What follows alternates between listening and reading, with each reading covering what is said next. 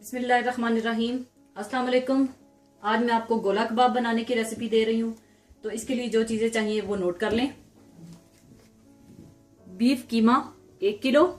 कीमे को आपने 2 दफा मशीन से निकलवा लेना है, या फूड प्रोसेसर या चापर में पीस लेना है, या सिल बट्टे से ही पीस लें ताकि गोला कबाब अच्छी तरह से बाइंड हो सके।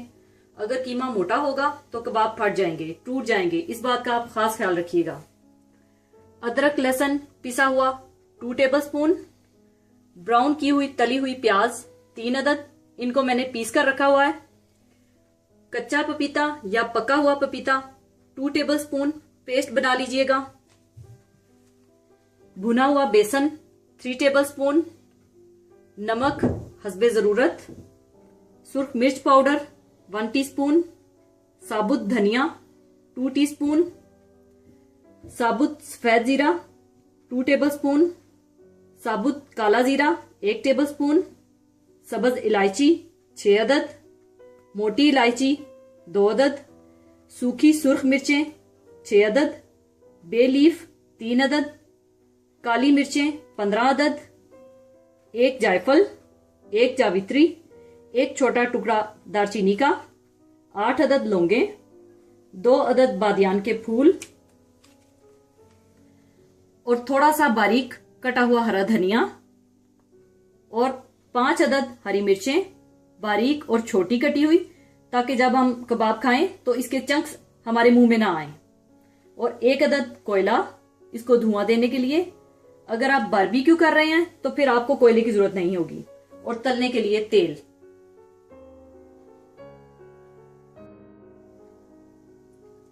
सबसे पहले आप फ्राई पैन गर्म कर लें, उसमें ये सारे खुश्क मसाले आप भून लें।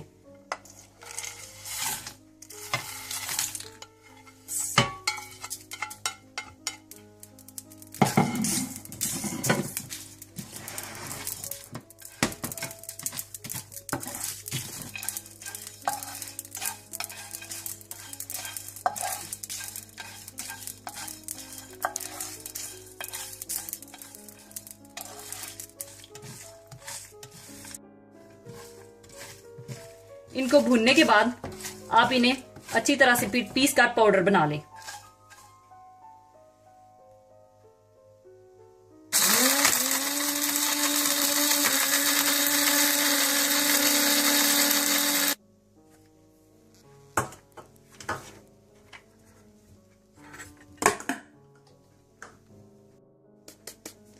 सारा मसाला मैंने पीस कर रख लिया है। इसके बाद आप कीमे में ये पिसा हुआ मसाला डाल दें और अदरक लहसुन पिसा हुआ, पिसी हुई तली हुई प्याज ब्राउन, पपीता,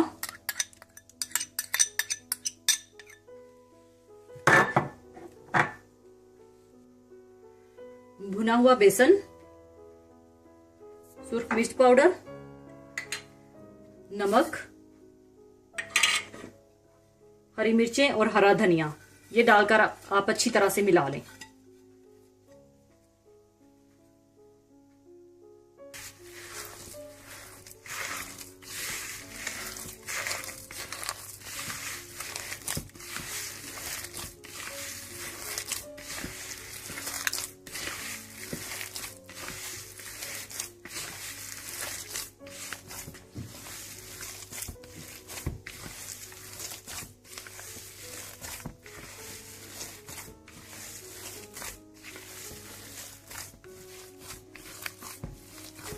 अच्छी तरह मिलाने के बाद आप इसे आधे घंटे से 1 घंटे के लिए रेस्ट दे दें।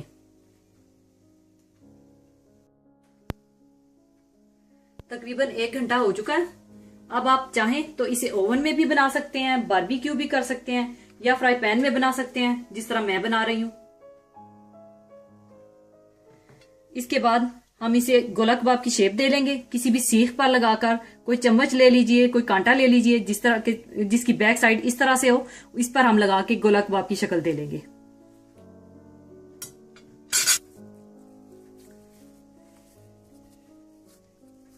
पहले हम कोफ्ते की तरह लेंगे इस तरह से,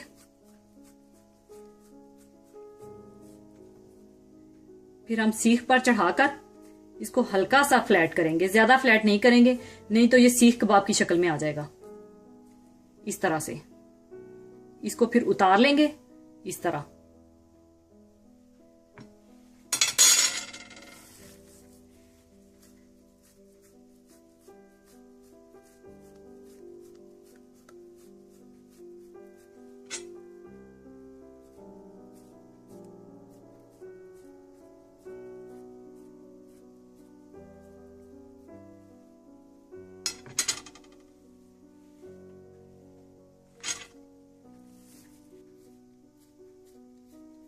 इसी तरह से आप सारे गोला कबाब बना लें।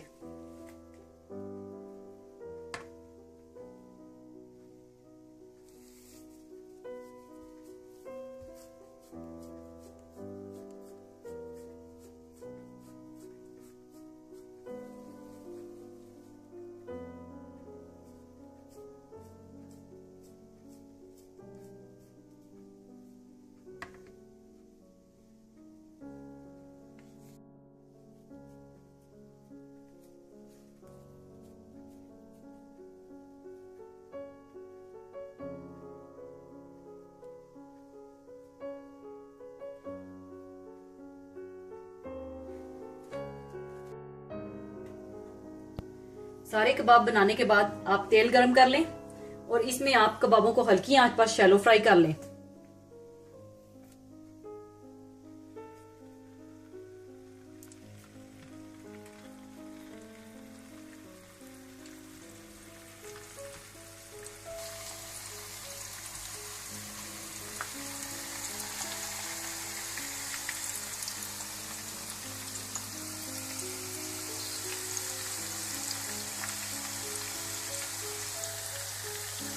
साथ ही आप कोयले को भी तैयार कर लें।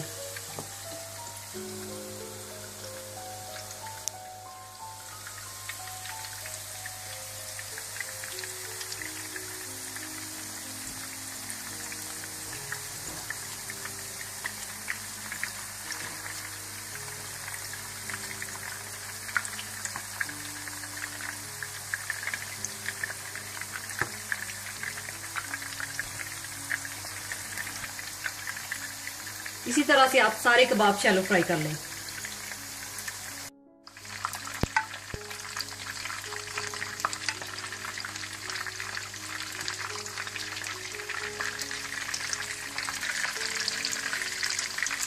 इसी तरह से आप सारे कबाब कर लें।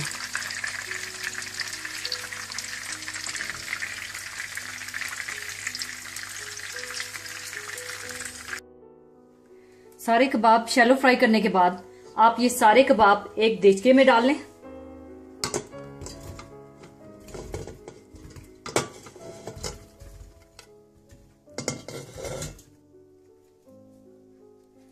ऊपर आप इस तरह से कटे हुए प्याज डाल दें।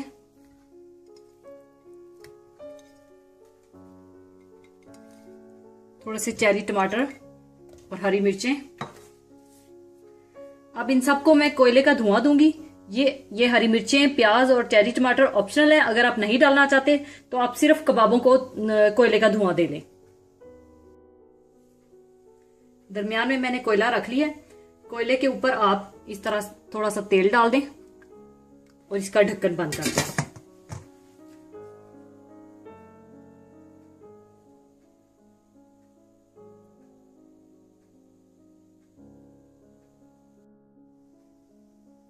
गोला कबाब तैयार हो चुके हैं। अब इन्हें मैं सर्विंग के लिए निकाल लूंगी।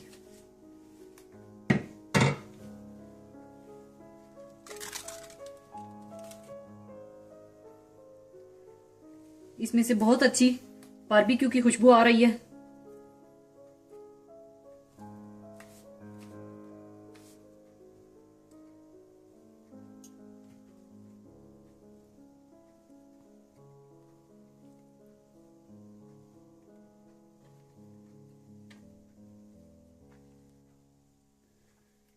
ऊपर आप इस तरह से थोड़ा सा हरा धनिया डाल दें।